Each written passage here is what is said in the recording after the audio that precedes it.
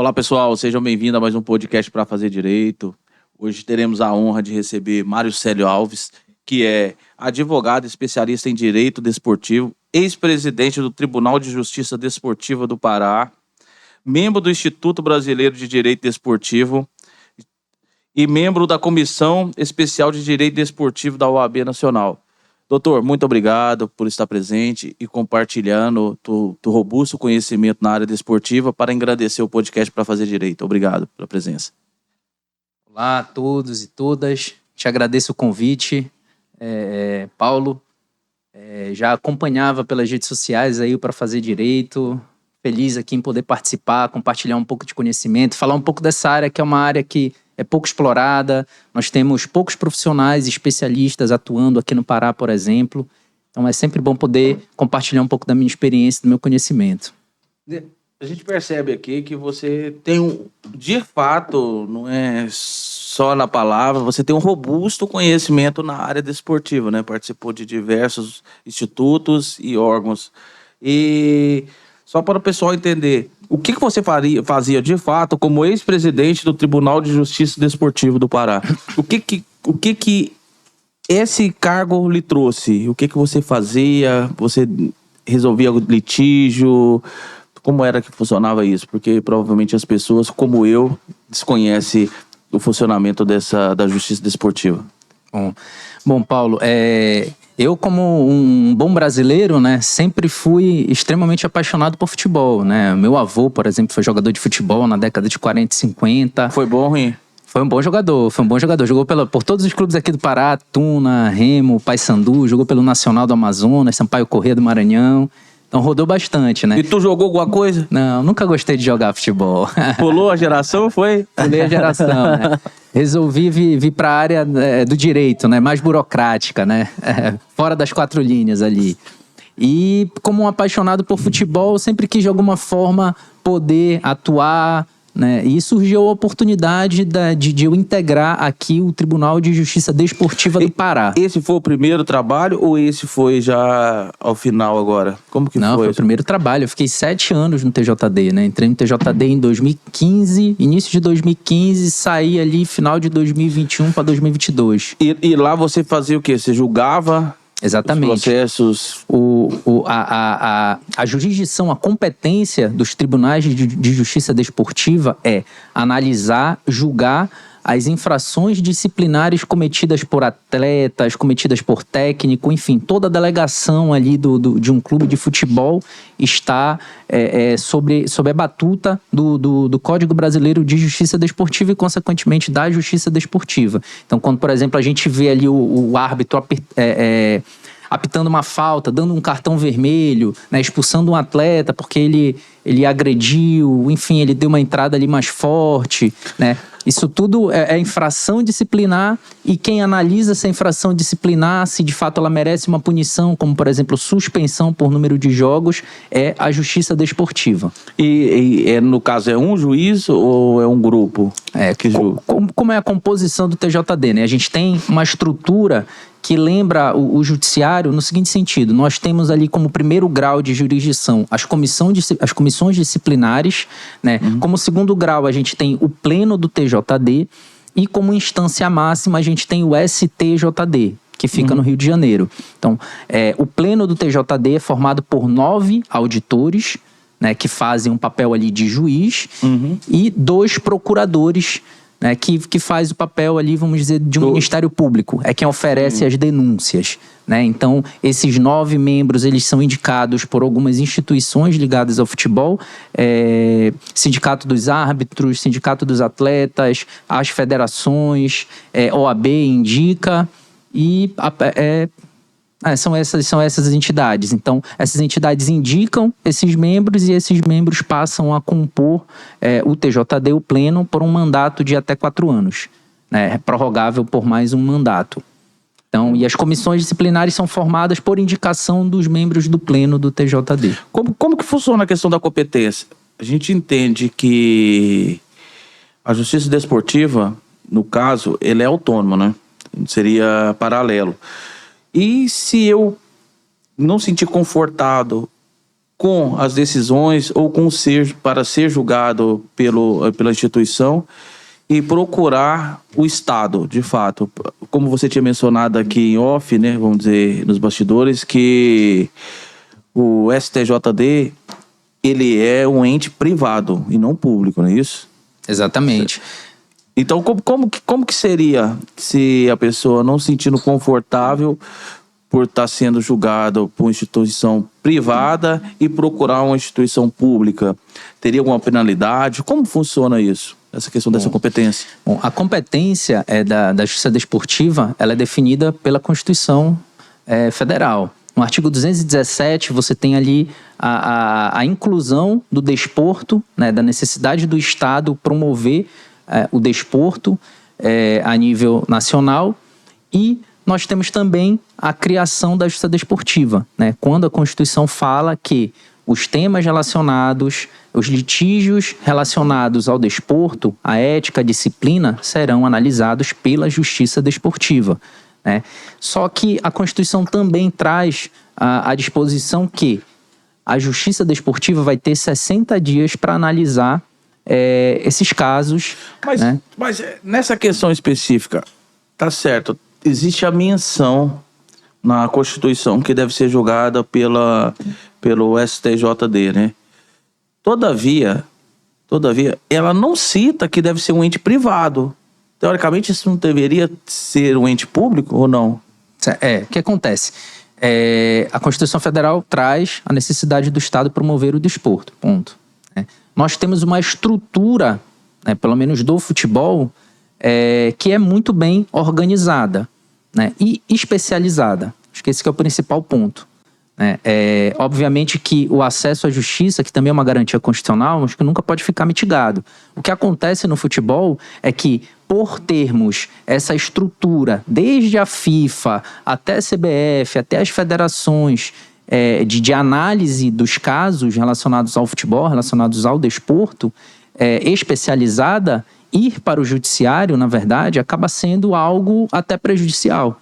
Porque você pode submeter a análise de um caso, né, que tem uma legislação específica, tem normas especiais, né, que tratam sobre isso, para um juiz que está abarrotado de processos, né, então a decisão que pode vir de lá pode não ser a melhor. Então, hoje, como é que funciona? A CBF, ela traz no seu regulamento uma punição para os clubes que busquem a justiça. Né? Obviamente que o acesso à justiça ele é garantido, mas se você deixar de utilizar a justiça desportiva dentro dessa estrutura, né, das confederações, da própria FIFA, para ir ao judiciário, o clube vai ter uma punição. Né? Isso é importante, Paulo, é interessante porque a estrutura do futebol... E qual é essa punição primeiro? Só para o pessoal já começar a entender aqui. Tem exclusão de campeonato, né? Tem rebaixamento, então depende muito da situação. Punições sérias, então. São punições sérias. Mas o futebol, ele é uma entidade séria, né? Se você parar para pensar... eu tô dizendo, mas eu tô falando assim, é uma punição extremamente séria. Sim. Rebaixamento, isso representa os cofres de um clube... Sim. Pode levar até a falência. Pode levar à falência, com certeza, com certeza. Então, para você entender que... todas essas normas, elas emanam de uma entidade privada. Né? Nós temos aqui a justiça desportiva vinculada a entidades privadas. Então, os clubes, quando eles se associam, eles têm conhecimento das normas. Essa punição já foi questionada no judiciário? Eu a validade dela? Alguém. Mas a gente tem alguns casos muito famosos, como, por exemplo, o Flamengo e o Sport discutindo quem seria o campeão de 87. Né? Isso está na justiça. Então, mas aí se debater na justiça, teoricamente eles não deveriam ter sido punidos? Em tese sim, né? Mas não foram porque estão debatendo quem deve ser o campeão, então assim, não gerou nenhum prejuízo ao campeonato, né? Enfim, mas é uma discussão que está lá judicialmente, né, ainda em curso, né? É um processo que tá ainda ativo, né? Mas assim, Paulo... o que me deixa confuso nessa história toda é porque a gente tem um ente privado que impede, coloca regras, punições, impede, né? Coloca regras e punições, o qual tira qualquer possibilidade da pessoa questionar isso na justiça. Então, ou seja, ele fica refém das decisões do Tribunal Desportivo. Por que você acha que será que não tem muitos clubes discutindo isso? Não, porque eles acreditam... Porque, melhorando aqui, eu acredito que eles têm a percepção que o órgão que está julgando, apesar de ser privado, é um órgão sério, que tem pessoas competentes, imparciais e que realmente traz toda a transparência e a credibilidade necessária para o julgamento. Eu acredito que seja isso. Melhor do que o judiciário. É, exato. E velocidade? Não, é a questão dos tribunais arbitrários, né? Não, mas a questão que me traz aqui, o questionamento, é devido à questão estrutural mesmo. Sim. Porque como que um órgão privado impõe e impossibilita a pessoa de procurar o judiciário, entendeu? Se a gente trouxer isso para qualquer outro tipo de roupagem, se torna um contexto extremamente absurdo. Como eu tinha mencionado anteriormente, vamos supor, estamos aqui num condomínio, um condomínio grande. O condomínio poderia colocar uma regra estipulando também que se alguma pessoa não concordasse com qualquer coisa que fosse definido em assembleia e questionasse isso na justiça, iria receber uma multa. A multa como a expulsão do condomínio. Vamos, olha só, para ficar num contexto similar. Então, se você questionasse isso na justiça, provavelmente tudo isso seria revertido. Claro, com certeza seria, né? Então, mas aí, quando se trata de esporte, isso não ocorre. O porquê Futebol. disso? Do esporte, do futebol, desculpa. É só futebol, é? É só futebol, né? É no futebol que a gente tem essa regra bem definida, né? E seguida e respeitada. Mas não é desportivo? Não, mas aí esse exemplo que eu te trouxe é no âmbito do futebol, porque hoje a estrutura do futebol a nível internacional e nacional e até estadual, ela é bem desenvolvida, né? Assim, o futebol tem um apelo internacional, é uma indústria que movimenta bilhões de reais, então tem condições de construir essa estrutura de forma bem organizada. Então, o que a gente tá falando aqui, pra gente fazer a correção aqui, tá ligado diretamente ao futebol. Não exatamente. Tá ligado à questão de todos os desportos. Não. Porque quando a gente fala de direito esportivo, eu tinha entendido que tinha uma ampliação a todos os esportes. Não. Por exemplo, a CBF, ela dita as regras para o futebol, né? A gente tem a Confederação Brasileira de Basquete, de vôlei, e cada uma delas tem autonomia para editar suas próprias regras. Eles não seguem o mesmo rito? Não seguem o mesmo rito. É diferente. Eles têm que formar os seus TJDs, as suas justiças desportivas, que têm as suas regras próprias, suas formas de atuação. Tem um norte com o Código Brasileiro de Justiça Desportiva, mas cada um tem autonomia para impor as sanções disciplinares, enfim, né? Prever isso. Não teria essa força de expulsar do campeonato. Como eu te falei, o que acontece é que hoje o futebol tem uma estrutura, né, jurisdicional muito bem organizada, e é uma estrutura especializada.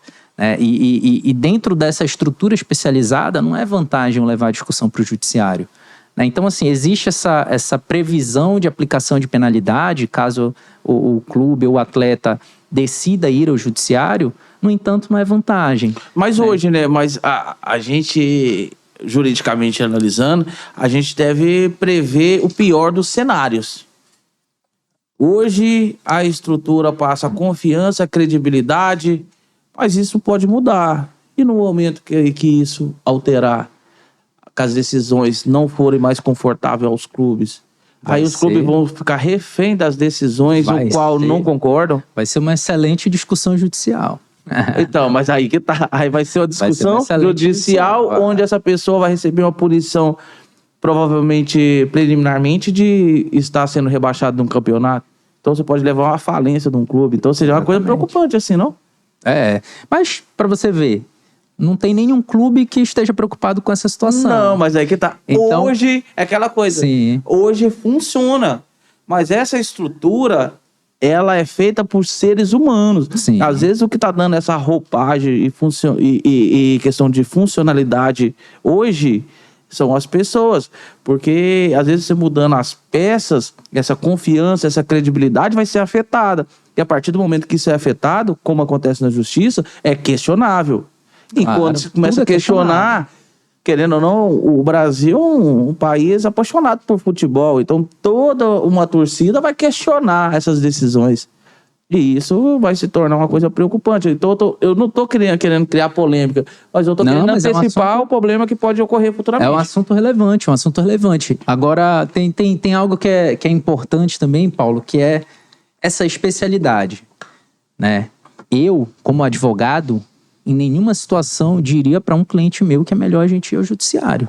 Não, essa é a realidade. Hoje é terrível. Exatamente. Porque se fosse judicializar algum campeonato, imagina, o campeonato nunca mais ia voltar. Entendeu? Então ia demorar quanto tempo para voltar? Então, hoje o ponto que eu vejo, na verdade, é que a indústria do futebol, a indústria desportiva de forma geral, tem se especializado, né, e trazendo cada vez mais profissionais qualificados que, consequentemente, integram essas instituições que fazem essa jurisdição dentro da esfera desportiva, né, que a gente sabe que o judiciário não vai chegar a esse ponto. Essa é uma realidade. O judiciário não vai se especializar. É porque eles precisam, né, de fato. E precisa de celeridade, precisa precisa que seja realmente célere e não seja tão burocrático e demorado como hoje é o judiciário. Então, o que eu vejo, na verdade, é cada vez mais a gente se desprender do judiciário. Entendi. Então, assim, a atuação da advocacia, por exemplo, na esfera desportiva, ao meu ver, né, para mim é tão apaixonante porque a gente não vai para o judiciário. O interessante agora, essa percepção tua, que ela desconstitui todo aquele temor que eu coloco, pois a própria existência dos campeonatos depende de efetivamente que funcione o sistema de julgamento desportivo atual. Pra você ter uma ideia, a gente tem em algumas modalidades que não futebol, né, campeonatos da série principal que duram 15 dias. Então você imagina levar uma discussão que aconteceu ali de uma infração disciplinar para a esfera do judiciário. Tem que ser resolvida de forma muito rápida. É porque tem um efeito cascata também, né? Porque às vezes a demora no julgamento de um jogo, isso ou de qualquer outra situação ali, pode levar a um prejuízo a todas as pessoas que de fato participam do campeonato. Exatamente. Então, ou seja, é um efeito cascata muito grande. Exatamente. Né? A suspensão de um jogador, por exemplo, por agressão, né? Ele toma ali o cartão vermelho, ele vai cumprir aquela famosa automática que ele tem que ficar de fora do próximo jogo, mas ele precisa, aquela conduta dele precisa ser analisada. E se a Justiça Desportiva entender que ele tem que pegar ali uma suspensão de 10 jogos, enfim, ele precisa cumprir aquilo. Isso precisa ser rápido. Até porque se demorar 2 semanas... próximos jogos. Exatamente. Se demorar 2 semanas, ele fica de fora mas logo depois ele já tá jogando. E tem até Qual é o caráter educativo disso? Não, nem é só o caráter... É até a questão, a gente vai num questionamento até maior. Porque se demora o julgamento, você vai poder afetar diretamente o campeonato. Porque se for pessoas que contribuem e são decisivos para o time, vamos supor, eu vou esticar o lápis temporal que vai pegar os times mais fortes agora, esticar. E o pessoal faz essa manobra hoje, né? Sim, existe essa... Mas se fosse no judiciário, essa manobra seria estendida... por muito mais tempo. Ad eterno. Exatamente. Então, voltando... O acesso à justiça é uma garantia constitucional. O direito de ação é uma garantia constitucional. Então, todo mundo deve exercer o seu direito de ação, né? Mas dentro dessa estrutura do desporto, sobretudo do futebol, que é muito bem constituída, muito bem elaborada, não seria vantagem a gente tirar essa análise da justiça desportiva, né? É muito melhor a gente levar essa análise para pessoas que entendem, para pessoas que estudam minimamente as normas que regem o desporto, né? E são normas específicas. Por exemplo, eu costumo dizer muito nas palestras, nos cursos que eu dou nesse sentido. O direito desportivo, ele é autônomo, né? Eu não posso, enquanto advogado, ir atuar na justiça desportiva, pegar ali o Código de Processo Civil, colocar debaixo do braço e achar que eu vou aplicá-lo subsidiariamente, porque eu não vou. Eu tenho um código específico. Eu tenho o Código Brasileiro de Justiça Desportiva que define o procedimento. Eu tenho um procedimento que está definido de forma especial. Então eu não posso tentar usar. Procedimento Exatamente. Então é preciso que tenha esse conhecimento.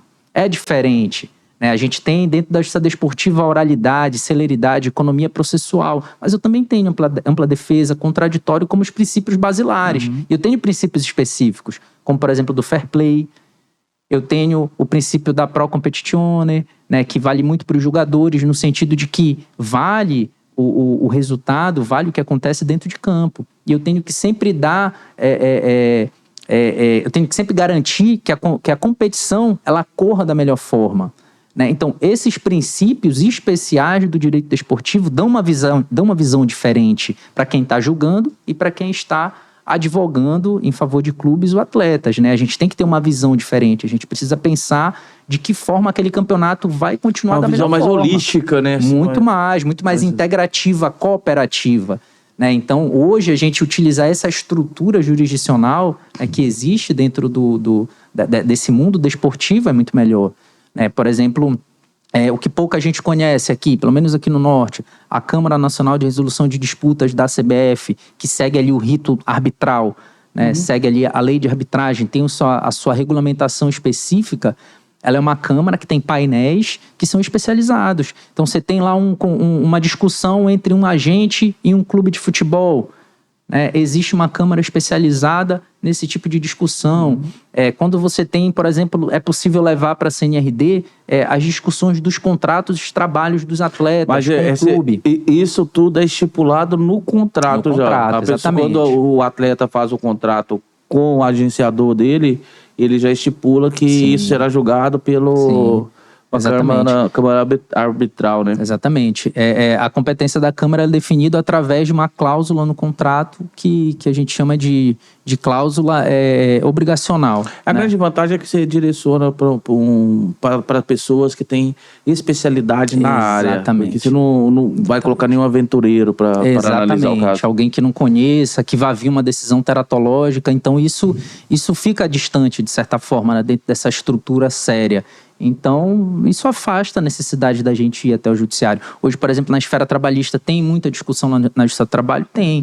Né? E isso é muito comum, até porque é uma justiça especializada. Mas a gente tem também alguns clubes que são organizados o suficiente para manter essa discussão na esfera arbitral, da CNRD. É mais célere, a decisão ela é uma decisão extremamente técnica. Porque quando você um processo que acaba rápido. Quando eu falo de justiça do trabalho, ela é bem protecionista, né? Então, exatamente. Aí, para o jogador de futebol, ele ter o julgamento efetivado pela justiça do trabalho é bem mais favorável. Né? Não, na verdade, a CNRD, como ela é mais rápida, né? E ela é uma justiça, uma jurisdição extremamente objetiva e técnica, então, para os clubes mal pagadores, é melhor o seu trabalho, que ainda demora mais. Mas... Pra você ter uma ideia. Porque é o seguinte, a decisão da CNRD ela é auto-executável. E se você não cumpre no prazo de 10 dias, que é o prazo regimental, você tem uma punição de advertência. Se ainda assim não cumprir, eu tenho multa pecuniária. Né? Então, tudo isso faz com que os clubes realmente cumpram aquela decisão. Aquela decisão ela é efetiva. Nesse caso específico de descumprimento, existe alguma punição ao clube frente ao campeonato ou não? Não pode se estender. Até pena de multa. Né? E as multas são bem altas. Não transcende as multas, não. Não transcende as multas. Então, isso para os clubes que são bons pagadores é interessante, porque você tem ali aquele conflito definido de forma rápida. A execução na Justiça do Trabalho tem os mecanismos bem favoráveis, né? Tem, mas ainda assim quebra personalidade jurídica. Claro, mas você pode recorrer, né? Você tem ali ainda a fase de execução, né? Então, assim, você ainda tem, mesmo a Justiça do Trabalho sendo célere, veja, mesmo a Justiça do Trabalho sendo célere e efetiva como ela é, ainda assim, a CNRD, por exemplo, é mais rápida. Se fosse para você orientar hoje uma pessoa que vai efetivar um contrato, tu iria falar para ele colocar no contrato uma câmara de arbitral para, com certeza, resolver qualquer tipo de conflito, ou você iria orientá-lo a deixar ser julgado de acordo com a CLT?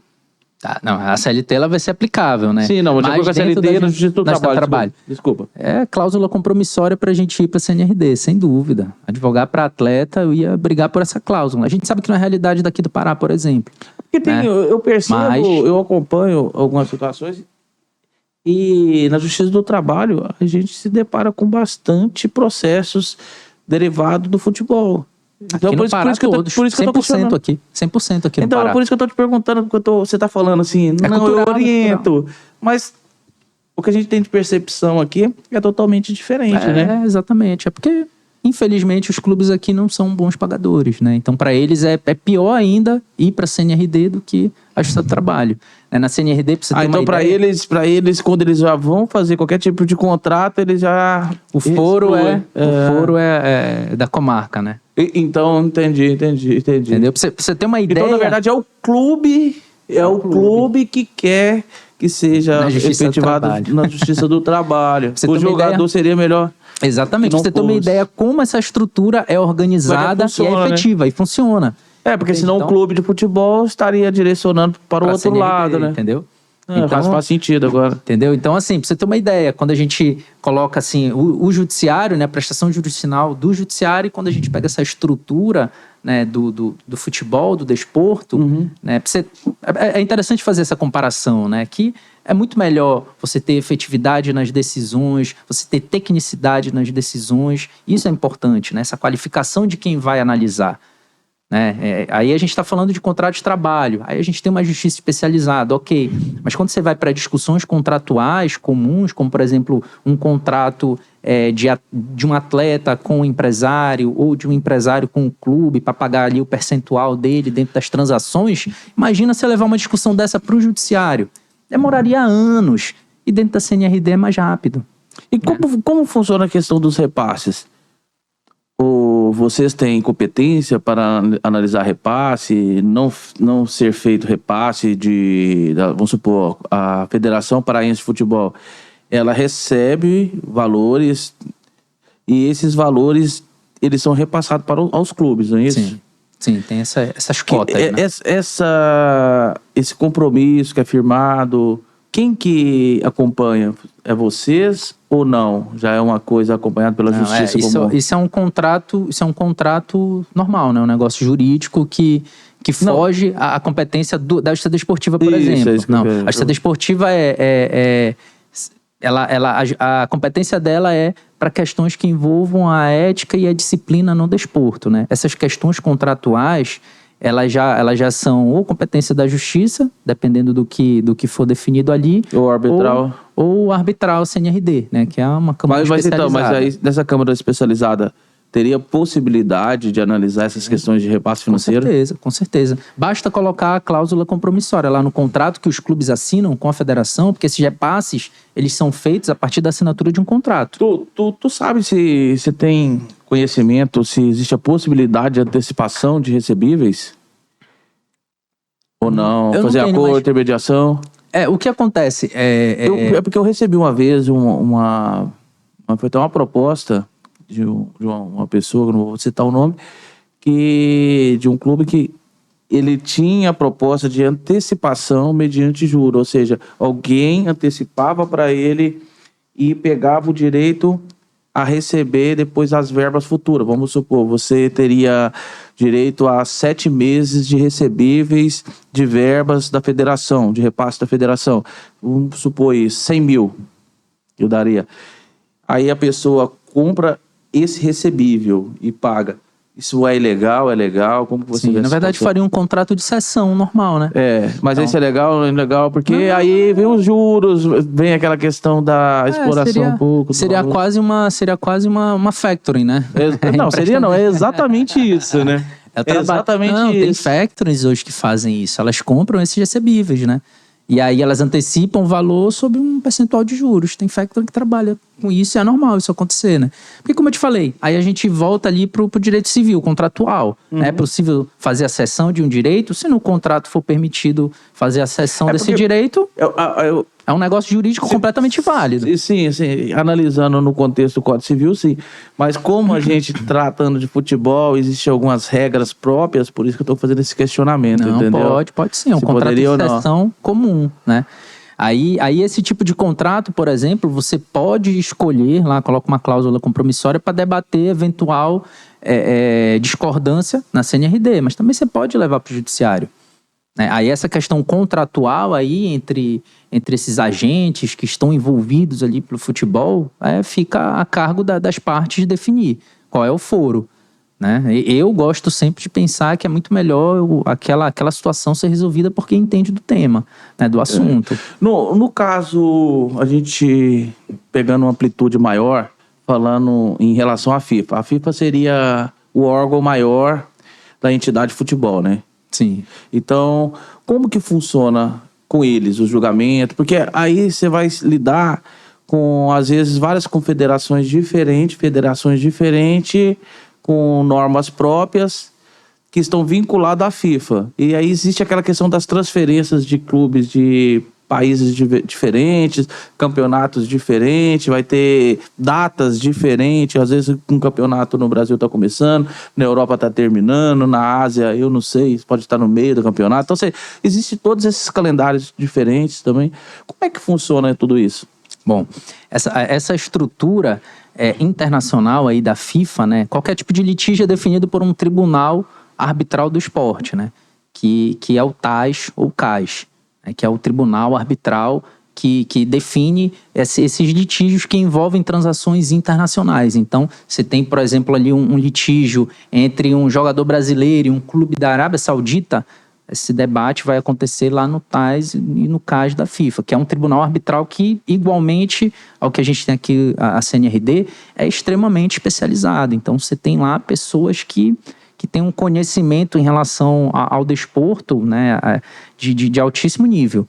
São pessoas realmente qualificadas. Então, é muito bom levar esses debates para lá. Então, as normas das federações, que seria a Federação Brasileira de Futebol e dos seus entes aqui estaduais, eles derivam dessa norma maior que seria da FIFA. Então, exatamente. Ou seja, teria como se fosse uma constituição da FIFA ali, as normas que que vai reger todo o futebol mundial, e depois vai escalonando para os... Até chegar nas federações. Mas tem a FIFA em cima, né, que tem o regulamento da FIFA que define. Aí a gente tem ali as confederações de países, né, que fazem os seus regulamentos com base no regulamento da FIFA, né? E a gente tem, por exemplo, as federações. E a gente ainda tem as instituições, como, por exemplo, a Conmebol, a CONCACAF, que são...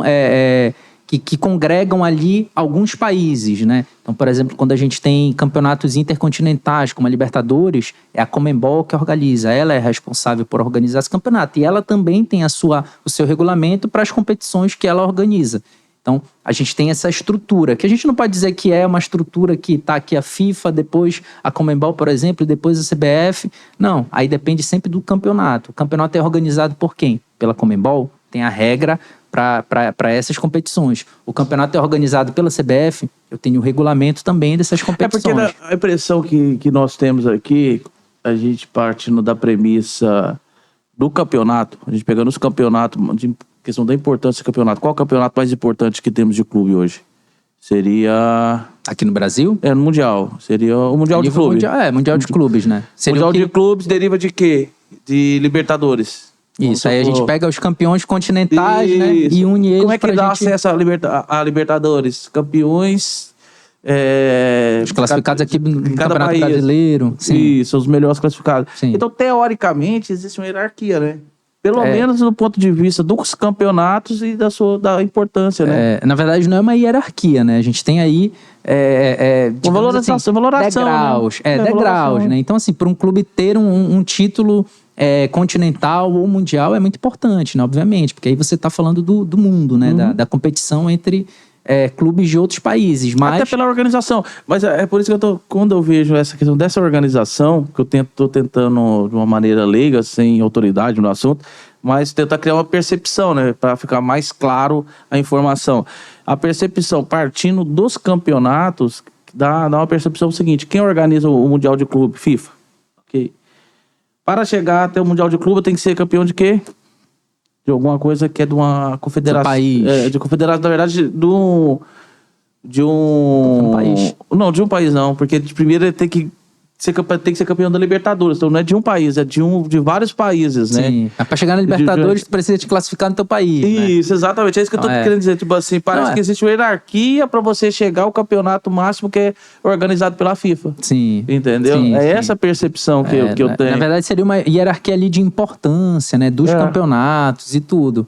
E agora, de quem organiza, né? Em relação aí, quando você leva ali para a parte mais burocrática de regulamentos, né? Eu tenho o regulamento da FIFA e todos os outros regulamentos de todas as outras confederações, seja intercontinental ou do país somente, né? Eu preciso sempre observar aquele regulamento da FIFA. Eu não posso editar o meu regulamento aqui, a CBF, por exemplo, fazer o regulamento geral de competições dela em desacordo com o da FIFA, né? Eu tenho ali uma regra que eu preciso ter sempre um norte. Aí a gente consegue até fazer uma comparação para o nosso sistema legislativo. Eu não posso editar uma lei ordinária, uma lei complementar que ela vá de encontro à Constituição, senão a gente vai ter a inconstitucionalidade dela, né, a ser declarada. Então, a linha de raciocínio é essa, né? A gente tem o regulamento da FIFA e todos os outros regulamentos dentro dessa estrutura precisam sempre observar esse regulamento, né? Tu lembra quando começou aquela questão daquela espuma? Sim. Ele não começou pela FIFA, né? Ele começou por alguns aqui, clubes, né? Começou aqui. Mas... Porque não era impedido, não era proibido. Não, exatamente. Eu não posso ir de encontro ao regulamento da FIFA, né? Mas eu posso inovar. Eu posso inovar, desde que isso, obviamente, traga um benefício para o futebol. Isso é necessário que aconteça, né? Afinal de contas, a FIFA, ela é um organismo mundial, né? Imagina que ela tivesse que pensar na especialidade de cada país, em situações que são tão específicas que precisam de uma regulamentação local. Imagina a FIFA regulamentar o Campeonato Paraense. O caos que não seria, né? Então, assim, a gente tem peculiaridades. Se o regulamento específico já traz alguma... Eu tô rindo o seguinte, o caos que seria, né? Se o regulamento específico, por quem já conhece, já traz alguma discussão, você imagina quem nunca pisou aqui, né? Quem não sabe como são os gramados daqui. Né? Interessante. Dos estádios locais. Nesse caso da Copa do Mundo, a Copa do Mundo é organizada pela FIFA, ok? Exatamente. E também segue o mesmo roteiro da questão da questão de norma, julgamento, tudo através como é que fala? Das câmaras de... No caso da Copa do Mundo, é tudo lá no CAS, no TAS e no CAS da própria FIFA. TAS, Tribunal Arbitral do Esporte. Sim. Só que a sigla é em francês. Também é Corte Arbitral do Esporte. Ah, tá, entendi. São siglas em francês, né?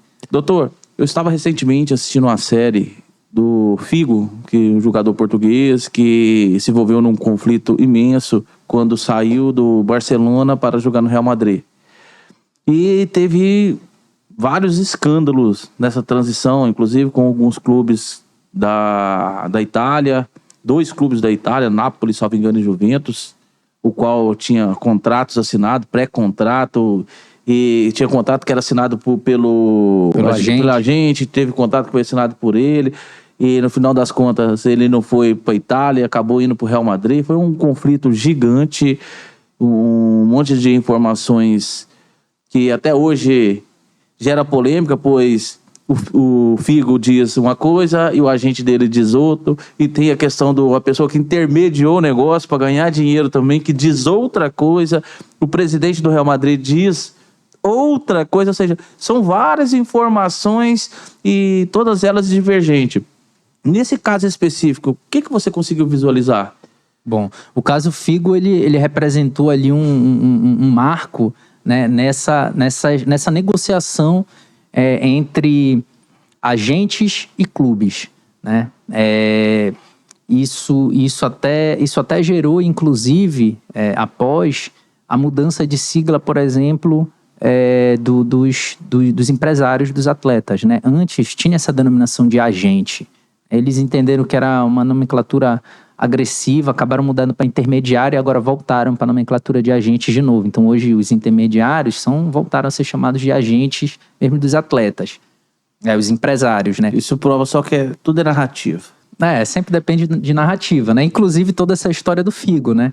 Então sempre o clube ali que acabou sendo de alguma forma prejudicado, ou enfim, não teve um negócio concretizado, se diz prejudicado, né? Mas assim, são negociações que acontecem, né? Isso é algo até que eu costumo defender, que eu acho que essa visão apaixonada de ter que jogar pelo clube do coração ou não poder sair, como, por exemplo, acontece com o Ronaldinho Gaúcho, né? Ainda os gremistas, né, não gostam dele porque ele abandonou o clube. Mas, assim, a gente, enquanto profissional, busca o que é melhor pra gente, né? Salário melhor, condições de trabalho melhor, e o atleta não é diferente. Então, dentro dessa negociação do Figo, do ponto de vista jurídico, né, ele estava ali buscando, obviamente com interesses do agente dele, né, que ganha um percentual em cima dessas transferências, mas estava buscando o que era melhor para ele. Mas qual era a melhor proposta? Mas e o aliciamento?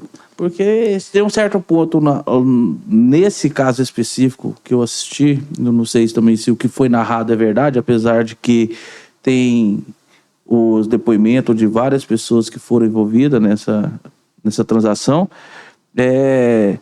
O grande problema que eu visualizei ali é que me parece que existe um certo assédio na contratação dele, entendeu? Sim. Uma certa pressão, eles criam toda uma situação ali que até prejudicou ele com o clube o qual ele jogava. Portanto, ele é odiado até hoje em Barcelona, né? Mas imagina aqui, por exemplo, trazendo para nossa realidade, um jogador, como a gente chama aqui no Pará, que atravessa o Almirante Barroso, ou do Bainão para Curuzu, da Curuzu para Bainão, vai ser sempre odiado pelo clube do qual ele está saindo, né? Sim, mas aí tem um ódio aceitável, né? A situação não, que Barcelona e Real Madrid é a mesma coisa. Mas aí quando você pega, depois dele, tivemos o caso do Fenômeno.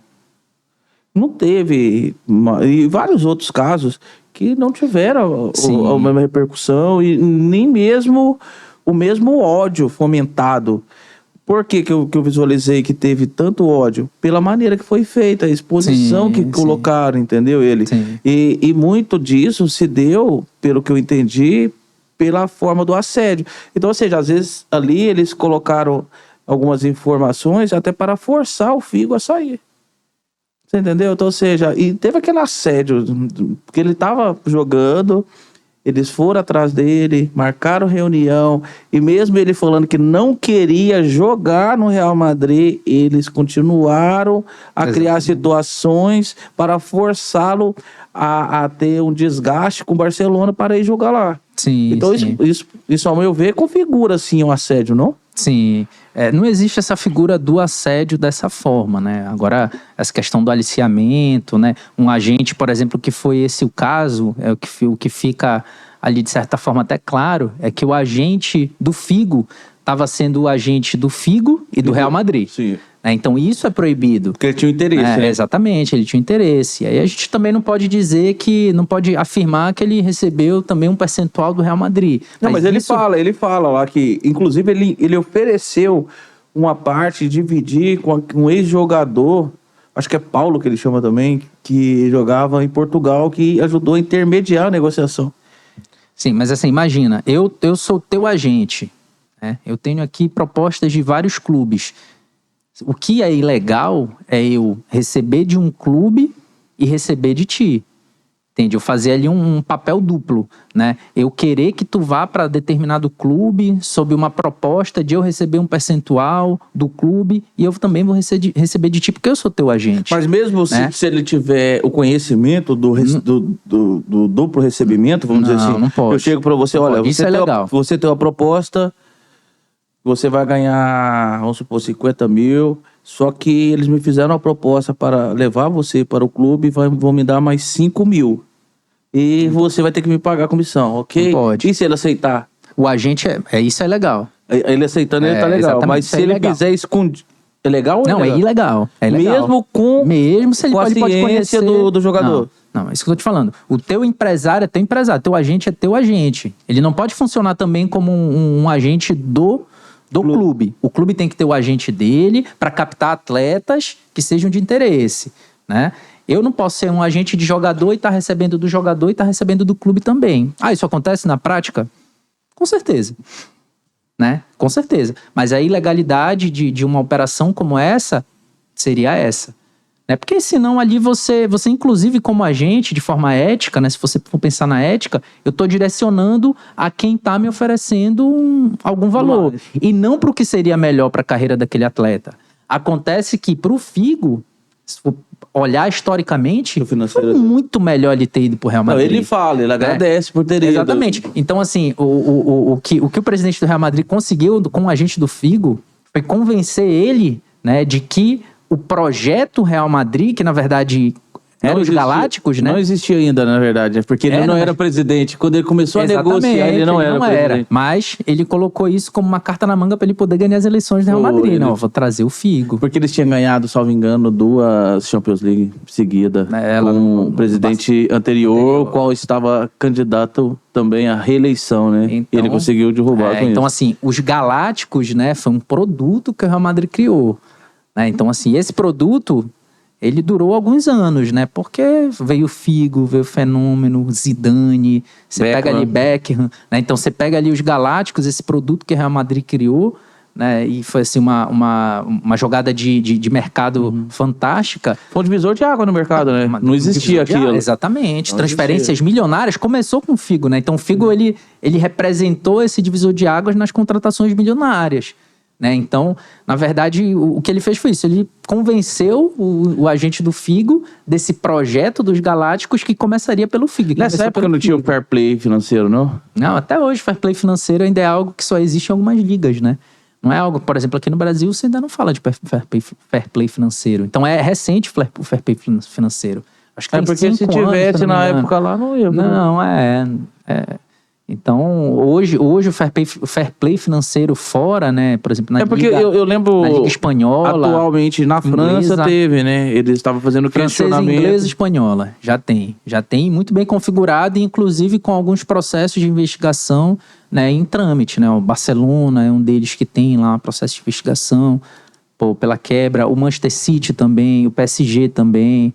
Então, isso é algo que se estuda hoje para chegar no Brasil, mas, por exemplo, eu vejo que está muito longe da nossa realidade, né? Porque não a gente tem um clube só, por exemplo, acho que 2 no máximo que talvez poderiam ali... Que tem dinheiro mesmo ali que tá gastando é o Flamengo. Flamengo e Palmeiras, né? Então, acho que não é a nossa realidade. Agora, quando você leva pra realidade... O nosso é a falta do dinheiro. Falta do dinheiro. O fair play financeiro seria inverso, né? Tirando esse caso do Figo, quais os casos que você teria para compartilhar com o pessoal para que as pessoas tenham ideia de como funciona de fato esse mercado do futebol? Aí a gente tem várias situações de vários temas, na verdade, né? Hoje um tema que está muito em voga, por exemplo, são as apostas, né? As casas de apostas esportivas, né? A gente hoje pende de uma regulamentação para essa atividade, que é uma atividade multibilionária, né? Ela movimenta bilhões no mundo todo, e tem muitas polêmicas que existem em relação a isso. Será que influencia nos resultados? Não influencia? A gente já tem casos aqui em curso, punições são sérias, né? Exatamente. Então, por exemplo, a gente tem hoje jogadores que, inclusive aqui para o nosso cenário, teve um jogador de um clube daqui do Pará que estava envolvido numa situação dessa. Então, acho que essa hoje é o que eu vejo que está muito em voga, e que, como está pendente de regulamentação ainda aqui no Brasil, é algo que ainda tende muito a evoluir, né? Assim, ao meu ver, esse mercado de betting, né, de apostas, ele é um mercado que é extremamente necessário para a indústria, né? A gente não pode jamais criminalizar um mercado como esse, né? Na verdade, para as empresas de apostas, se parar para pensar, é extremamente negativo que ela esteja vinculada a uma situação de manipulação de resultados, né? Agora, isso leva a gente a fazer a seguinte reflexão. As pessoas têm a visão de que o futebol, todo jogador de futebol ganha milhões, o que não é verdade. Essa realidade que a gente vê, multimilionária do futebol, ela é 1%. Porque a realidade são atletas que fazem contrato de um salário mínimo para jogar 3 meses. Essa é a realidade do futebol. Então imagina, esse atleta recebe uma proposta de alguém para participar ali de um esquema de manipulação de resultados, para ganhar o triplo do que ele ganharia. Entende? Então, isso de fato é algo que de alguma forma ali seduz. É porque, né? na verdade, atleta, ele tem família, esse resultado, é o primeiro momento, quando falava assim, influenciar no resultado. Eu achava que o resultado seria um resultado do jogo. Não é do jogo, é no resultado. Olha, eu preciso que você gere 20 laterais. Eu preciso que você gere tantos escanteios. Pegue um cartão vermelho, um amarelo. Então tem isso, perca um pênalti, então tem tudo isso. Então eu acho que o grande desafio hoje, né, nesse tema é como é que a gente vai regulamentar isso? Como é que a gente vai evitar que esse tipo de conduta chegue a esses atletas, né? Porque a gente não está falando de atleta da Série A, muito embora o que hoje a gente conheça, né, o caso que é nacionalmente conhecido, são jogadores da Série A. Agora você imagina quando você vai para uma Série C, uma Série D, né? Será que isso não acontece lá também? De que forma que a gente pode mudar o nosso sistema para que esses atletas não sejam atingidos? Como é que a gente vai fomentar o futebol? No início do ano tiveram algumas pessoas tiveram vários, né? Pegou gancho aí de alguns dias, de 200 dias, 240. Foi de Série A e Série B. Banimento do futebol, né? Então, mas assim, é justo que esses atletas de fato tenham essas punições, mas a reflexão é: como é que a gente pode regulamentar isso de forma que a gente também proteja esses atletas, né? Como é que a gente vai tratar disso? É difícil a comprovação, né? É muito difícil, né? Hoje já tem softwares, por exemplo, que eles fazem uma análise do modelo ali, do fluxo de apostas, né? Então, imagina ali o campeonato, Série B1 do Paraense, né? De repente tem ali muita gente apostando numa situação específica em algum jogo. Então, esse software consegue captar isso e falar, ó, tem alguma coisa estranha aqui. Eles bloqueiam as apostas. Então, não só bloqueia as apostas, como já manda um relatório falou, ó, aqui nessa situação específica desse jogo, teve aqui uma movimentação, um fluxo de apostas muito grande, é atípico. Então, vamos investigar. E aí, hoje, então, essas investigações já estão acontecendo, né? Já abre ali um inquérito para analisar essa situação, ver se de fato houve, não houve, né? E aí você tem um desdobramento tanto na esfera criminal quanto na esfera desportiva. Então, esses atletas, do ponto de vista desportivo, eles vão ser punidos. Vão tomar gancho, vão ser banidos do futebol, vão ter pena de multa pecuniária aplicada e ainda vai ter a situação criminal, essa que corre de forma paralela. Então, esse é um caso que eu acho que está muito em voga hoje, que a gente precisa realmente de regulamentação, a gente precisa pensar numa forma de controle maior. E abre essas centrais de aposta o tempo todo, né?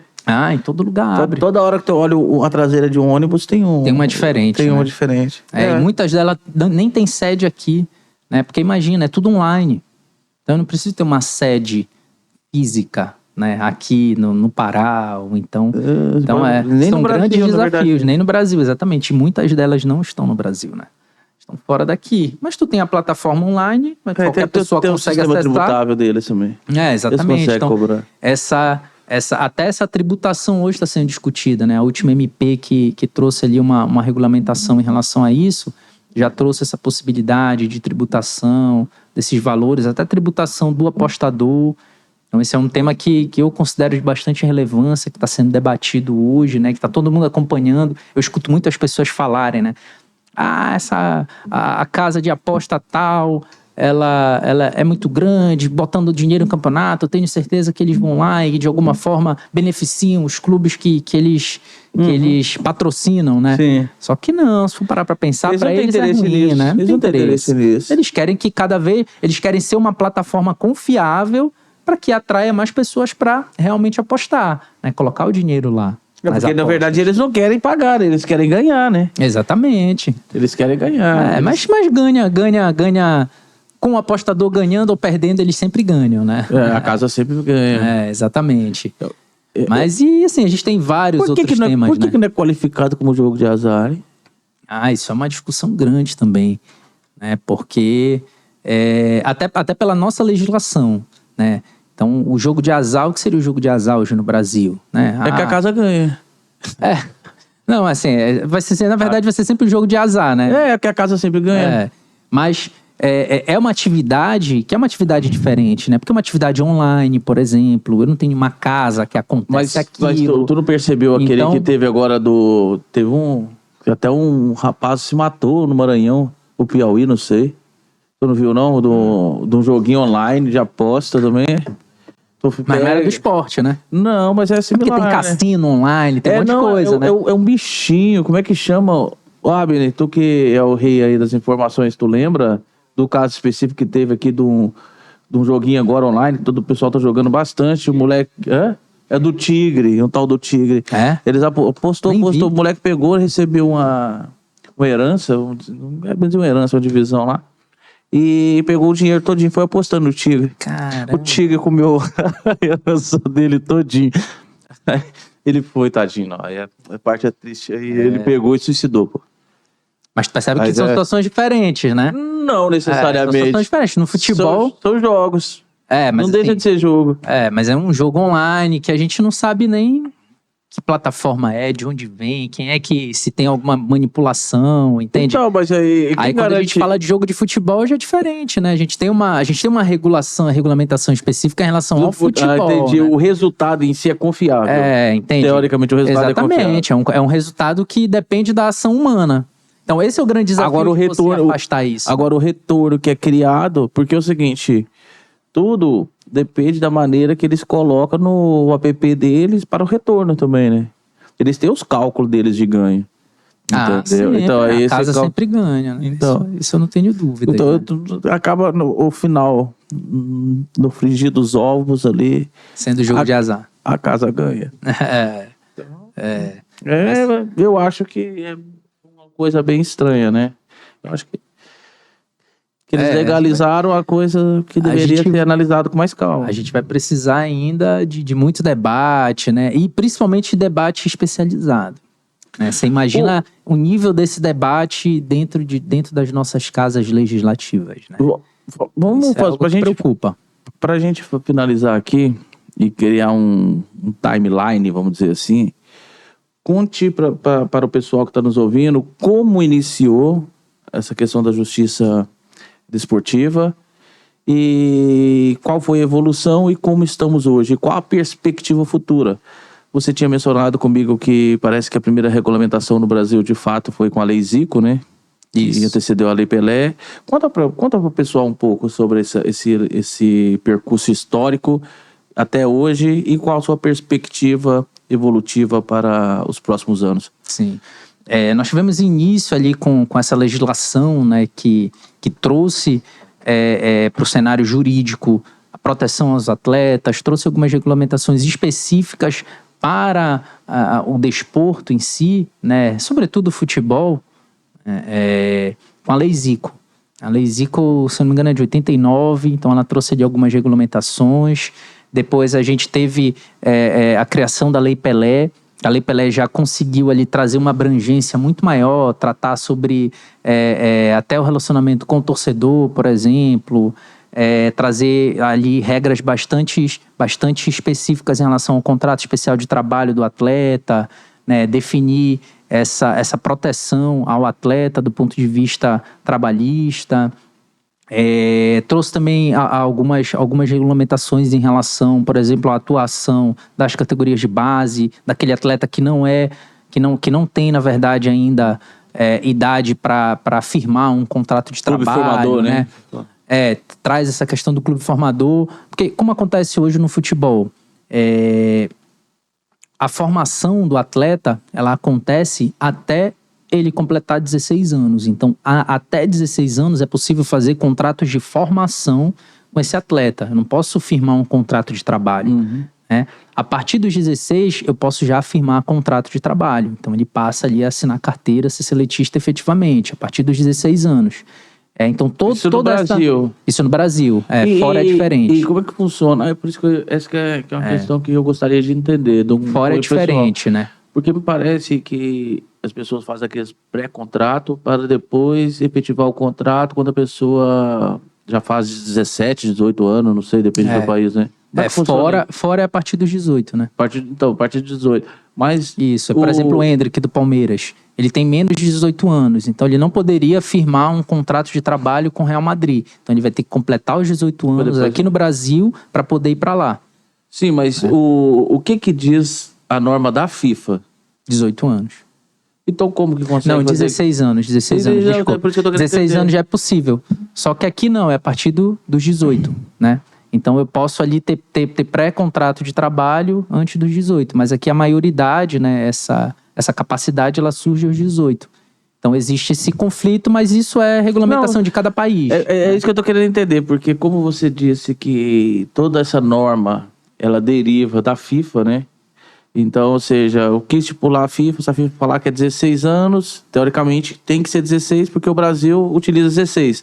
Porque senão estaria afetando a questão da normatização da FIFA, né? Mas isso são especialidades de cada país, né? Então, mas são daí, às vezes, peculiaridades de então vai cada. depender do país. Lá no caso, na Europa, Pra eles onde não ele permitem com menos de 18. Então aí tem que fazer essa adequação, né? Que foi o que aconteceu com o Endrick. Então ele só vai poder sair do Brasil para jogar pelo Real Madrid. O Vinícius Júnior também foi assim, né? Exatamente. Então, na verdade, são adequações de normas. Mas é né? 18 ou 17? Por isso que eu tinha a impressão que que o Vinícius Júnior tinha 17 anos, não, quando foi jogar. É 18, né? Ele foi com 18. É porque o Endrick, na verdade, é que tem essa questão da idade que ficou muito claro, né? Porque ele tem 15 anos, eu acho, ainda. É muito tempo. Ele é muito novo, né? Ele vai fazer 16 e aí que ele vai poder sair. Então, a gente teve a Lei Pelé, que trouxe a regulamentação, né? E trouxe normas bastante especializadas e regulamentadas nesse tema.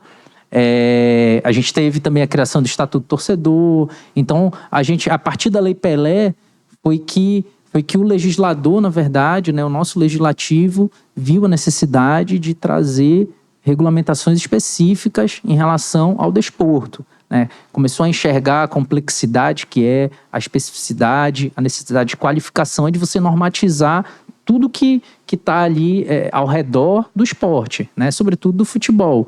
Então, todas essas normas, né, especializadas foram surgindo a partir da Lei Pelé. E agora, mais recente, 2023, nós tivemos a edição da Lei Geral do Esporte, que foi uma norma que na sua originalidade, ela vinha com um condão de unificar todas essas normas. Vamos unificar, vamos criar uma lei só, que vai ser a Lei Geral do Esporte, que vai tratar sobre todos os temas atinentes ao desporto. Então a gente não vai precisar mais se socorrer a tantas legislações esparsas, né? Acabou que a Lei Geral do Esporte, por conta dos vetos que sofreu no Senado, ela não revogou toda a Lei Pelé. Então a gente tem ainda alguns artigos da Lei Pelé que não foram revogados, a gente tem a Lei Pelé ainda em vigência. No cenário jurídico, a gente ainda vai ver o que vai acontecer. É muito nova a Lei Geral do Esporte, né? Então, a gente vai ver que tipo de interpretação vai ser dado pelas justiças especializadas, né? Até pela própria Justiça Comum, Justiça do Trabalho. Quais que vai se foram as entender? principais inovações que a lei trouxe? A principal inovação é você unificar todas essas legislações, né? Você tinha que socorrer a muitas leis esparsas, né? As principais inovações foram vetadas. Né? Por exemplo, a Lei Geral do Esporte, ela trouxe uma nova forma de constituir a justiça desportiva.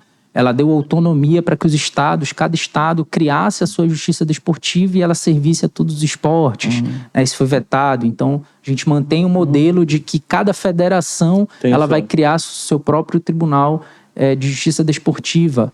Até porque fica bem mais específico, né? Mais é uma discussão. Tem gente que é contra, tem gente que é a favor, tem gente que acha que dessa forma ficaria mais fácil, ficaria menos oneroso para as federações criarem seus tribunais. Eu acredito que para os outros esportes iria se socorrer bem. Porque o futebol já está mais evoluído, né? Sim. Então para ele seria efetivamente melhor. Exatamente. Mas para o futebol seria ruim.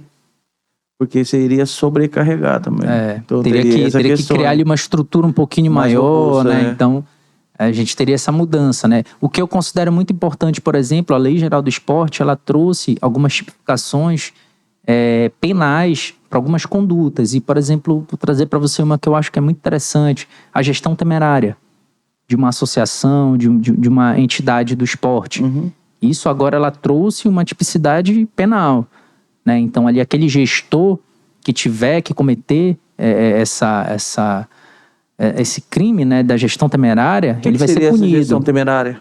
Aí é uma coisa que a gente vai ter que definir segundo o entendimento, né? Porque é subjetivo. Ela não traz lá objetivamente o que Mas subjetivamente seria o quê? Subjetivamente é você, por exemplo, ser presidente de um clube e deixar ele completamente endividado, você não prestar contas, você não trazer essa transparência que é necessária. Mas aí é uma coisa bem subjetiva mesmo, porque às vezes a questão de você levar prejuízo não está efetivamente na questão da sua má gestão. Entendeu? Pode estar também com questão de um pouco de sorte, né? De você fazer as escolhas ruins sem a questão do dolo, né? Ah, mas não é sorte, não. É profissionalismo. Então, não, mas eu falo do seguinte... É uma questão de você enxergar o futebol como uma atividade que precisa ser profissionalizada. Mas empresas... Então, vamos lá. A gente partindo da premissa das empresas. Existem várias empresas, até mesmo quando você pega... Você vai abrir uma franquia, que já tem todo o modelo, você vai fazer o espelhamento daquilo. Tem empresas com esse desenho que ainda... vão ter problema, vão falir, vão quebrar. Exato. E aí você vai ter essa contabilidade lá que vai demonstrar por que você está falindo. Esse é o ponto. Não, mas é isso que eu tô dizendo. Isso não acontece hoje nos clubes.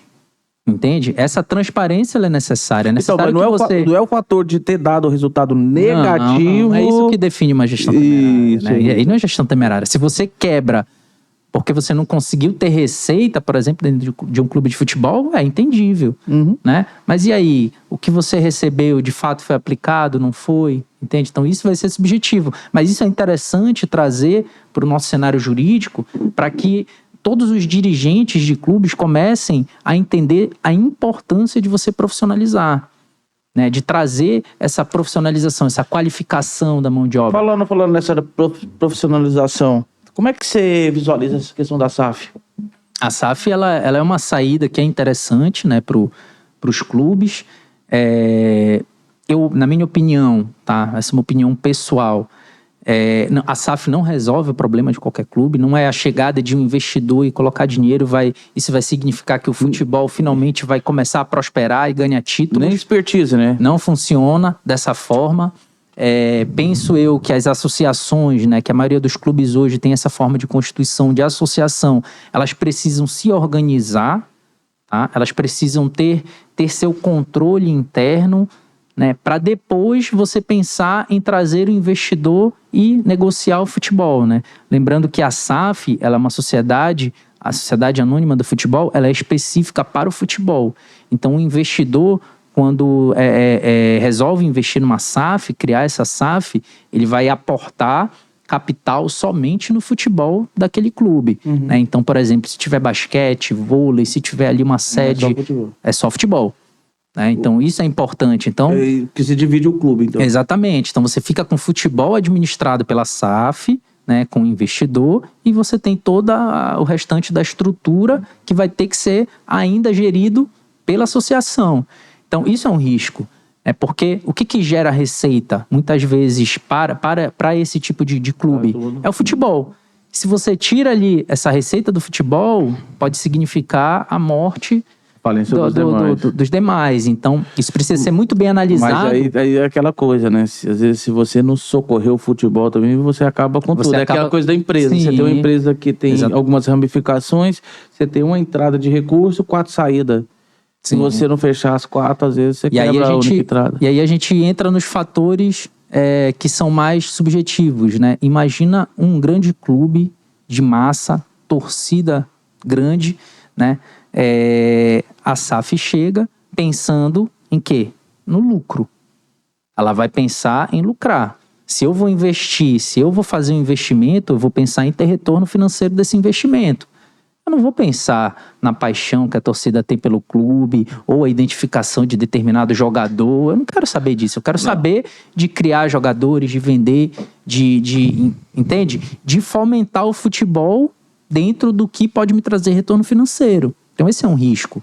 Né? Esse é um risco que precisa ser muito bem avaliado, porque quando a gente envolve, e o futebol ele tem essa característica de envolver paixão, né? De envolver ali o social, de envolver esse engajamento de uma torcida, de um povo, né? Isso é complicado de você abandonar essa necessidade de você entender seu torcedor. Então isso precisa ser extremamente analisado pelo clube. E tem um outro ponto também que é muito importante, Paulo. Imagina que você vai vender, fazendo aí uma analogia, um carro. Né? Se o carro está todo novinho, bonitinho, bem cuidado, ele tem um valor de mercado. Se o carro está todo arrebentado, não é o mesmo valor de mercado. Então a gente precisa organizar a casa para pensar em vender. Como é que eu vou vender algo? Dá uma maquiada nele. Não é maquiada, é organizar de Então, fato. dá uma maquiada. Por quê? Eu falo Qual é a assim, consequência? utilizando a analogia do veículo. A pessoa, quando ele vai vender o carro, ele fala, deixa eu dar uma maquiada no carro, porque senão ele vai perder valor no mercado. Exatamente. Então, assim, você precisa organizar, até porque isso vai aumentar o seu valor de mercado. Né? Se eu já tenho ali um direcionamento, por exemplo, para pagamento das dívidas que o clube tem, diminuição do passivo, eu consigo aumentar meu valor de mercado. A gente percebe isso de uma maneira bem interessante. Eu sou até cruzeirense, né? A SAF com o Ronaldo, agora no Cruzeiro, e tem a do Botafogo. Foram contextos similares, mas com visão diferente. Sim. Se você pegar o Cruzeiro, ele estava demonstrando uma desorganização muito grande. O Botafogo, ele estava, apesar que estava na Série B junto com o Cruzeiro, ele demonstrava uma organização melhor. Mas quando você fala em organização, seria organização financeira. Porque o Cruzeiro, o que aconteceu? Ele caiu logo após a questão ele ter ganhado 2 Copas do Brasil, ter ganhado diversos títulos, entrado bastante dinheiro. Só que quando foi fazer a análise efetiva, eles tinham muito mais débito. Por quê? Porque eles estavam investindo muito mais. E quando parou de ter receita, o abismo ficou gigante. Sim. O Botafogo não estava tendo esses custos altos, pois não estava disputando campeonatos como o Cruzeiro estava. Não estava tendo a receita do Cruzeiro, então não tinha como gastar. Então pegou 2 roupagens diferentes, distintas, né? O Cruzeiro com débito muito maior que o Botafogo. E com risco muito maior, né? Sim. Agora, eu até nem considero que seja... o passivo foi criado porque estava disputando o campeonato. Né? Mas veja, isso é algo interessante, porque o que a torcida quer? Título. Né? Se o clube não ganha título, a qualquer custo, exatamente, a qualquer custo. Então isso realmente deixa um custo, deixa um passivo que acabou levando o Cruzeiro para aquela situação que a gente conhece.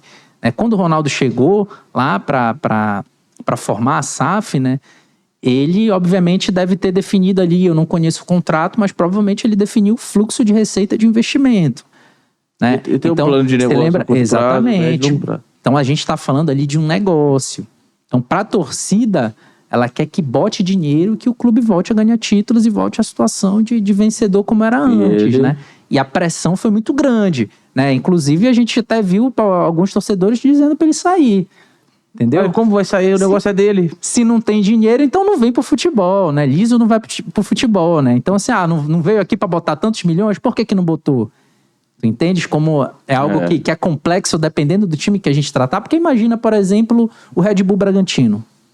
É vice-líder do campeonato, né? Não tem torcida, não tem pressão para aquela empresa que está ali investindo. Então você não tem uma massa querendo resultado. E ele vem construindo aos poucos. Exatamente. Então, assim. Calma, construindo. Então, assim, é importante pro Red Bull Bragantino ser campeão brasileiro? Será que realmente é esse o objetivo? É importante, mas não é especificamente hoje. Não é o objetivo. Não especificamente hoje. É ser campeão, sim. Isso vai ser consequência de um trabalho. Isso. Entende? Daqui, de repente, esse ano não, mas daqui a 2, 3 anos... Ele já começa aos poucos beliscando. Então, essa é a diferença, né? Você imagina um clube de uma grande torcida, com um apelo gigante, quer ser campeão sempre, não importa qual motivo. A gente vê, por exemplo, hoje a torcida do Palmeiras dizendo que a Leila é uma presidente péssima porque ela não faz contratação, que ela quer comprar avião. A folha de pagamento do Palmeiras é uma das mais caras do Brasil. Então, só que o que a torcida quer? Quer título o tempo todo. Né? E isso, quando você traz isso para um contexto ali empresarial, é ruim, você tem que pensar no lucro. É porque é o seguinte, cara, é muito complicado. Você tem que lidar tanto com a emoção, no mesmo tempo com a razão. Com a razão, exatamente. E é difícil, são 2 coisas bem distintas, né? São caminhos diferentes, né? Principalmente, imagina, quando você fala ali de um clube que tem uma torcida, sei lá, de 10 mil pessoas, aí você pega para tem milhões de pessoas, né? Então, é uma pressão diferente. Então, como é que a gente vai lidar com isso, equilibrar todos esses interesses, né? E olha que ela é patrocinadora do clube. Exatamente. Então, você imagina, tem muitos clubes que dizem assim, meu Deus, eu quero uma Leila aqui no meu clube. Né? E lá a torcida do Palmeiras não, já tem uma outra visão, que ela pode ser uma excelente gestora, mas ela não contrata, é um futebol que não tá ganhando nada, e na verdade não ganhou nada esse ano, né? Mas vem ganhando. Então, por exemplo, o Palmeiras não é SAF. Entendeu? Então, dependendo da organização daquela associação, de como ela se posiciona no mercado, essa visão de que o futebol é um negócio, né, a SAF pode não ser vantagem. Pode não ser vantagem entregar o futebol, né, o que seria de mais valioso para um clube na mão de investidores. E a gente não sabe quem esses investidores vai colocar lá, por exemplo, para gerir o clube. Mas a lei da SAF traz alguns mecanismos de proteção em relação a isso da marca e tudo, dessa identificação, traz. Mas é algo que a gente precisa analisar com muita calma. A minha visão é que a SAF não é a salvadora da pátria de qualquer clube. Mas você não acha que tem um fenômeno interessante? Hoje a gente repara Atlético Mineiro. A gente vem recebendo notícia que vai virar SAF. O tempo todo. E, teoricamente, quem vai ser a SAF? São as pessoas que são os credores do Atlético Mineiro. Entendeu? Que são as pessoas que colocou dinheiro no estádio, colocou dinheiro no clube. Quem empresta dinheiro? Já são as pessoas que comandam. Eles já são dono, só que não pela SAF. Entendeu? Então, mas vai chegar um certo ponto que eles vão absorver ele como empreendimento. Aí vai depender do nível de organização deles, né? Para o sucesso. Né? Porque pelo que eu percebo, eles já comandam. Mas é que assim que funciona. É uma SAF, só que é uma SAF não oficial, pelo que eu percebo. Mas a associação, o problema da maioria das associações, dos clubes, né, é exatamente esse. É que quem coloca dinheiro é quem manda. E nem sempre essa pessoa tem uma visão de negócio. E nem interesse. Às vezes interfere de forma negativa para o clube, né? Interfere em contratações. Então, a gente sabe que essa é uma realidade do futebol. Né? Imagina, a gente trazer para uma realidade aqui do Pará, por exemplo, a gente sabe que isso acontece aqui. Né? E como acontece em todo o Brasil. Então, a SAF, ela vem revestida dessa profissionalização. Mas, ainda assim, no meu entendimento, a gente precisa ter muita cautela quando falar em trazer uma SAF para qualquer clube, né? Principalmente os clubes de massa. A gente organiza a associação, a gente analisa com bastante cautela quais são os termos da entrada de uma SAF. Que tipo de proteção a gente vai trazer para o nosso clube? Né? Eu preciso ter esse conhecimento. Eu não posso abrir a casa para quem quer comprar, fazer uma espécie de leilão, né? Quem dá mais leva a SAF aqui do clube, né? Então eu só vejo que a gente precisa de cautela quando o assunto é SAF, né? Então e esses clubes que já tem, na verdade, essas pessoas, essas empresas que já tem vários clubes, a gente tem observado que alguns deles tem direcionado para o Brasil, mas o que eu percebo, eles não querem trazer jogadores, não querem montar time, eles querem criar um local para formação de jogadores para direcionamento para a Europa. Ou seja, em vez de ficar comprando de clubes, eles já criar um sistema de formação em loco. Porque é carente no Brasil, né? A formação de base no Brasil, ela é carente. Tanto que você conta nos dedos os clubes que são formadores e que de fato tem uma estrutura de formação que ela seja contínua, né? Não só contínua, mas assim, que ela não forme só um atleta. Que ela forme ali uma pessoa que, se ela não der certo no futebol, ela vai ter alguma opção. Né? Eu acho que esse é o principal. A gente precisa pensar em formação social. E isso é algo que não é pensado no Brasil.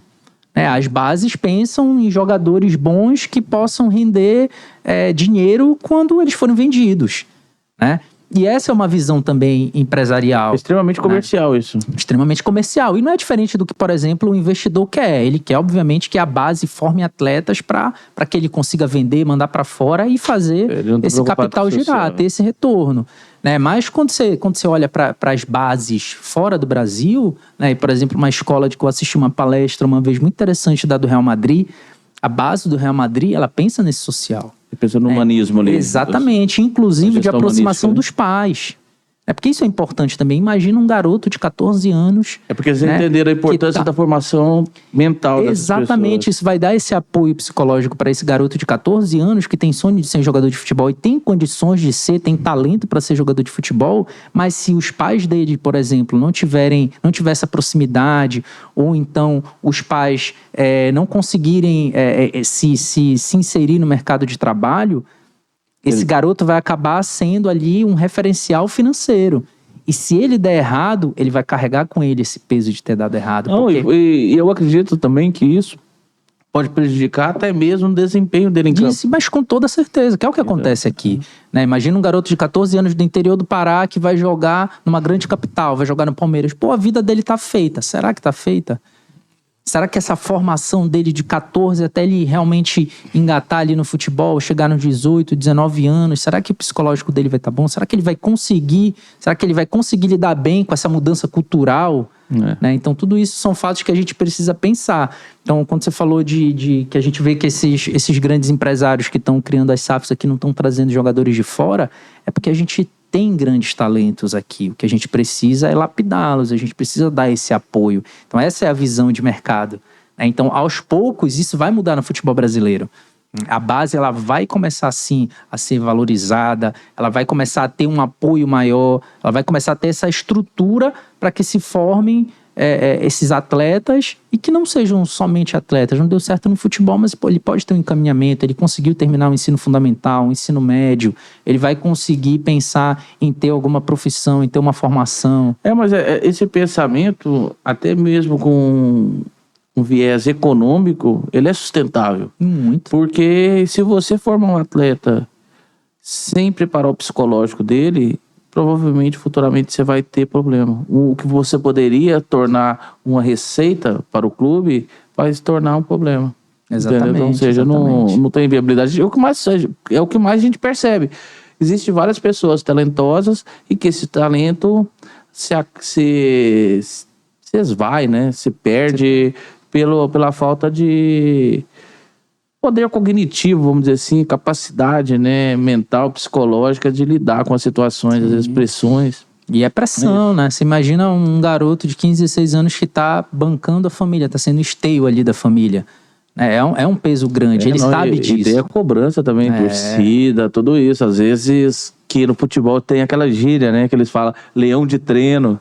Tem a pessoa que treina bem, mas quando ele entra no campo ele não consegue jogar. Isso é uma pressão, uma questão psicológica, que às vezes não foi trabalhada.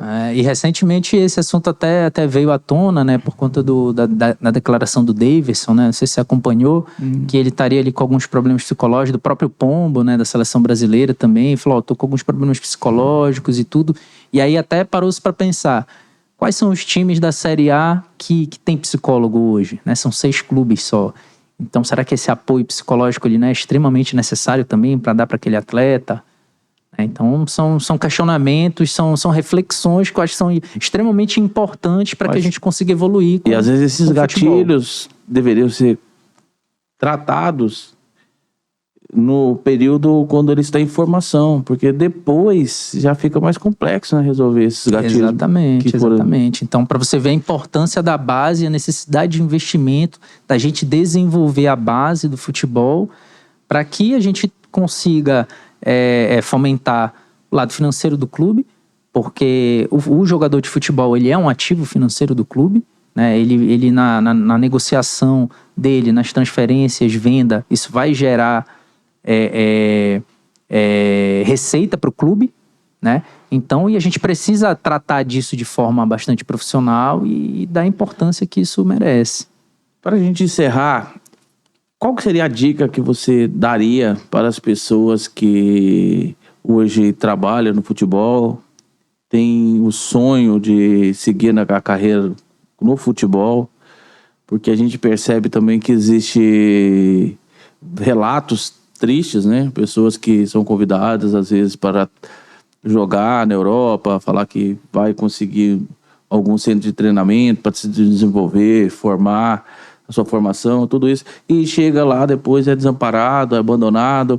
E relatos com esse desenho, com essa roupagem, é o que não falta no futebol, né? O que seria a dica, qual que seria a orientação que você daria para essas pessoas? A primeira orientação é sempre você buscar uma assessoria, não só jurídica, mas buscar uma assessoria de pessoas sérias que trabalhem como agentes, que trabalhem como intermediários, empresários, né? Eu acho que a gente precisa... o cuidado que a gente deve ter é não acreditar em promessas faraônicas, em enriquecer de forma rápida. Então, E isso é algo que realmente seduz no futebol, né? Essa possibilidade de ganhar muito dinheiro rápido. Tu vai jogar num clube da Europa, tu vai ter visibilidade, tu vai ser vendido, tu vai ter salário ganhando em euro, muito dinheiro, e não é assim que funciona. É porque tem alguns modelos, os pra paradigmas, poucos, né? Porque tem os paradigmas hoje, até jogadores de seleção brasileira que, bem dizer, não atuaram no Brasil. Sim. Dessa categoria de base foram para a Europa. E esses empresários, acredito que utilizam desses paradigmas para motivar essas crianças, adolescentes a estar destinando ao continente europeu. Sem dúvida. Em busca dos seus sonhos de jogar futebol. Mas como você falou, tem muitas dessas crianças, adolescentes que vão, né, não tem estrutura familiar, não tem condições de estar num país diferente, em que a cultura é diferente, tudo é diferente, né? Aquela ideia que eu falei, por exemplo, um garoto que sai do interior do estado do Pará para ir morar numa capital como São Paulo, já é um impacto cultural grande, mas pelo menos fala a mesma língua. Você imagina ir para a Europa, para um país que a língua é diferente, os costumes são diferentes, o clima é diferente, a alimentação é diferente, né? Então, a gente precisa, para que isso aconteça, de fato, ter muita segurança, né? E não tenha dúvidas que isso vai perpassar por você ter um agente que seja um agente de fato especializado, que pense na carreira desse atleta, né? Que não pense somente numa transferência em que ele vai ganhar determinado valor, mas que dê essa assessoria da carreira desse atleta, né? Que realmente busque dar uma visão a longo prazo para esse adolescente, para esse atleta, para que ele se sinta seguro no sentido, e daqui a 1 ano, 2 anos, e se eu não der certo, o que vai acontecer? E se eu não conseguir render bem lá, como é que eu vou voltar para o meu país? Como é que eu vou lidar com todas essas mudanças? Então, acho que os profissionais precisam ter essa preocupação, e esses atletas, esses adolescentes, a família como um todo, ela precisa também ter essa visão de que é necessário que haja esse apoio, né? Tanto no pré, quanto no durante, quanto no pós. Porque pode dar certo ou pode dar errado. Vou fazer a última pergunta aqui para encerrarmos. Existe algum local onde a pessoa consegue analisar, buscar e saber a referência do possível empresário? Vamos supor, a pessoa se apresentou como empresário e faz alguma proposta para qualquer adolescente que tem um potencial esportivo. E essa pessoa, ela consegue em algum local para certificar se essa pessoa, esse dito empresário, é realmente um empresário vinculado, atestado e autorizado? Sim. Ou não existe isso? O primeiro passo é verificar ali nos registros da CBF se, no mínimo, aquele empresário tem a certificação para trabalhar como tal na CBF. Se ele sequer tiver a certificação da CBF, realmente é uma situação bastante delicada de você já continuar nesse negócio. Enfim, a pessoa não tem nem a certificação, nem estudou minimamente as regras, né? Hoje a gente já tem um regulamento de intermediários aqui, né, da CBF, é recente, inclusive. Então, se nem esse conhecimento ali a pessoa tem, como é que ela vai te dar esse apoio durante a carreira, né? Não vai. E para fazer, por exemplo, transferências internacionais, você precisa não só ter o registro no Brasil, mas precisa ter o registro na FIFA também. O que a FIFA está fazendo hoje, por exemplo, é unificar esse registro. Então, você faz uma prova da FIFA para virar um agente FIFA. E aí você pode participar de transferências, de operações nacionais e internacionais. Mas esse é o primeiro passo, né? E, obviamente, usar o que a gente tem à nossa disposição, que é a internet, para pesquisar a vida daquela pessoa, pelo nome, pelos dados. Então, ter esse zelo, né? Eu acho que é muito importante a gente buscar informações e referências em relação àquela pessoa. Doutor, muito obrigado por ter contribuído, engrandecido o nosso podcast para Fazer Direito. Já deixo aqui o convite para compartilhar conosco novas informações. Ocorrendo essa evolução dessa nova norma, que você aguarda ver os posicionamentos dos tribunais, aí se você quiser trazer essas novas informações, estamos de portas abertas. Desde já agradeço, obrigado. Que agradeço, Paulo, teu convite, aqui a participação, felicidade grande poder falar de um tema que eu gosto tanto, que eu tenho atuado, né? E com certeza conversaremos mais vezes, né? Muitos temas ainda surgirão, muitos assuntos aí pra gente debater.